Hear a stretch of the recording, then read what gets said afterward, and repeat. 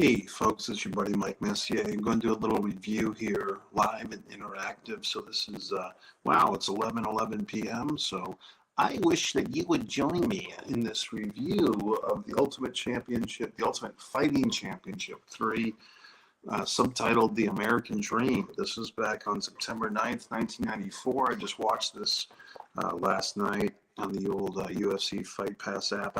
I just decided to do this series of videos as long as I can hang with these old UFCs. I'm enjoying them. And so I did reviews of the first two and now watching this third one. What I like about the UFC overall, beyond just the fighting element, is that this is a sport, mixed martial arts in the UFC, that, in my lifetime basically has come from something. Other sports, football or soccer, as some might say, or American football, basketball. These were all things that were established well before I was born, probably before you were born. But for some of this, this UFC is something we've kind of grown up with. And I've seen it in its different stages. And I used to get the old VHS tapes of the early UFCs. But for this one, I did remember that UFC 3 was unique for a couple of reasons. First of all, it's the first one out of Denver, Colorado. The first two UFCs, as you might recall, were both in Denver, Colorado. And this one's in Charlotte, North Carolina at the Grady Cole Center in front of 3,000 live fans and 90,000 paid fans on the old pay-per-view back when that was a thing. And who knows how many people had like those black boxes and were stealing this. Yes, I'm live. If you want to comment, please do. So the other thing with this UFC 3, this is the first tournament. They were still doing the tournament system. They went from an 8-man tournament at UFC 1 to a 16-man tournament at UFC 2. And now back to an 8-man tournament at UFC 3 with a couple of substitutions.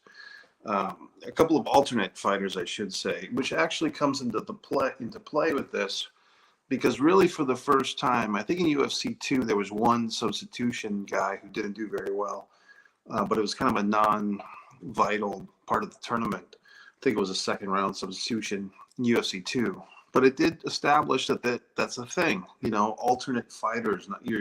You're not just getting a bye if the guy that you're supposed to fight is injured or can't continue to actually be in the fight with you.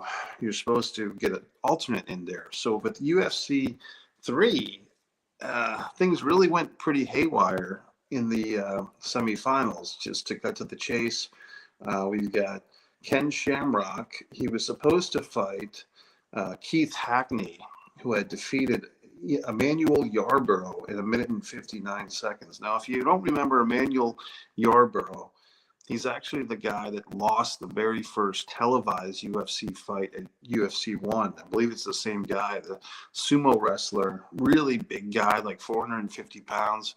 He basically got his teeth kind of kicked in at UFC 1. I'm pretty sure that's the same dude. Well, here at UFC 3, he's back. Seems like a real nice guy, but once again, he just loses to a smaller guy. He puts up more of a fight this time, but this Keith Hackney is able to take advantage and basically punch Emmanuel until I think Emmanuel taps to punches. And so then this Keith Hackney guy gets advanced, and he's supposed to fight Ken Shamrock, who defeated Christopher Langinger in 4 minutes and 49 seconds. But Shamrock can't fight either. So basically, the other guy, Keith Hackney, is exhausted. He's injured. I think he hurt his hand. He can't fight after he's beaten Yarborough. So he's replaced by this dude named Felix Mitchell, who actually puts up a pretty good fight against Shamrock. And then I think Shamrock catches him in kind of like a modified, almost like a camel clutch, but like basically a rear naked choke, but it wasn't very well applied. It kind of looks like half a camel clutch by my memory. But Shamrock, then you would think, would go to the finals, but for some reason, by the time we get there, we've already seen that Royce Gracie, who's always the favorite. Royce has had a really great fight, probably one of the best early fights of UFC, or one of the early best fights against Leopoldo who just goes by Chemo. Now, you might remember this image of this guy walking into the UFC with a giant cross on his back. That's from this fight. So this is Chemo. Chemo seemed to have some type of chip on his shoulder, like he really wanted to beat Royce Gracie. Chemo looks like a hell of a badass, that's for sure. And they actually have a really good fight. And Chemo's kind of dominated the fight for most of it. But Royce was just like a panther, man. He was a panther or a python, one of those animals. But Royce actually catches Chemo with an arm lock, and just is able to get that nice bend. And Chemo is pretty exhausted at that point too, and Chemo has to tap out to Royce Gracie. So now you have Royce Gracie, and he's going to fight the winner of Harold Howard, who's like this 38-year-old guy. He looks like a really fun, like truck driver type of guy. And Harold Howard is fighting Roland Payne and in Muay Thai. And we get into this thing, and it's Harold Howard wins pretty easily, and he goes on to fight Royce Gracie, we think. But when Royce and his team, it's just so much fun to watch, like Royce and his father up front and all the 8 or 9 brothers, they lead Royce to the cage, to the octagon. But as soon as the fight, they even introduce Royce and Harold Howard. But then Royce's family throws in the towel, and they basically say he's not going to fight. So Harold Howard is pumping his fist, celebrating. And then Chemo comes out from the dressing room. Chemo and his manager come out, his trainer, and they basically claim that their fight, exhausted Royce Gracie. So good for this Chemo guy. He's trying to, take the credit for, in a way, I guess you could say he should get the credit for taking Royce out of this tournament, because at this point it seems like everybody's in awe, and rightfully so, of Royce Gracie. We go on, and now we have this. This is where the fun begins. So now Royce is out of the tournament. Harold Howard has won 1 match, and he's advanced to the finals. Good for him. They did make a commentary opinion that wouldn't it have been better if Royce didn't come out to the octagon and just kind of said he couldn't fight, and then they'd have to put an alternate in the semifinals against Harold Howard, which is true. But I don't think Royce was thinking. I don't think he was thinking that as he was in the dressing room, oh, I can't fight. He's probably thinking, man, I'm going to give it my best shot. But once he got to the cage, he realized he was done for the night. So I don't really hold it against Royce or his family for that situation. Then we get to this Ken Shamrock. Like I said, he beats this Felix Mitchell, but I'm not sure why. But suddenly Shamrock is injured too. So Shamrock can't fight in the finals. And so now we've got, basically who's going to fight? Who's going to fight? Are we going to just give this championship to Harold Howard based on his first round victory, and then a towel throw in by Royce, and then no one in the finals if Ken Shamrock can't fight? No, they actually do something that's pretty interesting. They have an alternate, Steve Jenham, who had no, as far as it says here on online, Steve did not have to fight any type of preliminary fight or qualifier, which they'd done in the previous UFCs for alternates. Steve was just kind of sitting around the dressing room, and they're like, hey, man, you're up, and so they put this Steve Jenham guy, who's a ninjutsu fighter, against Harold Howard, the Canadian. And Steve seems like a pretty cool guy. I mean, he seems like the guy, at the gym working out, just like a regular dude. And somehow this fight starts. You got the guy that was the alternate, Steve Jenham, against Harold Howard, the 38-year-old truck driving looking guy. And Harold starts off pretty strong with a bunch of punches. And I think he even cuts open on the eyebrow. Steve Jenham gets some blood from Jenham. But Jenham withstands the attack. And he's able to basically turn it around and start pounding on Harold and do the mount on Harold and punch him in the face. And Harold basically quits. Like Harold, taps out.